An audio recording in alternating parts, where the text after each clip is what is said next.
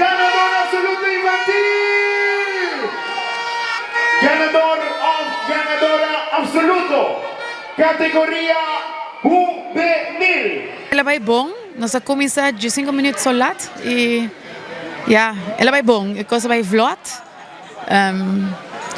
Muita gente gosta de hobby, então isso é mais importante para nós, não? Porque muita gente gosta de cada participação, então, well, nós espera que nós vamos mais participantes, ou mesmo hobby, para que quede vivo. É importante é que quede vivo.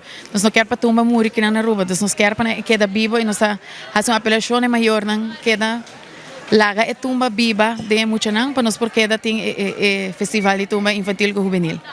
Infantil não está rookie, juvenil está rookie. Pero sí, está tremendo. Se não botar waco, mais que não está rookie, não também tem a oportunidade de por vir ganador. Então, se você não aí participar ainda, essa aqui é mostra que você pode vir e você ganhar também. É eigenlijk para gain experience. Isso é o mais importante. Exacto. Turta rei ou reina de Tumba riba ng mix. Então, isso é mais importante. Na turta a experiência, quando você vai participar e a experiência te conta, não?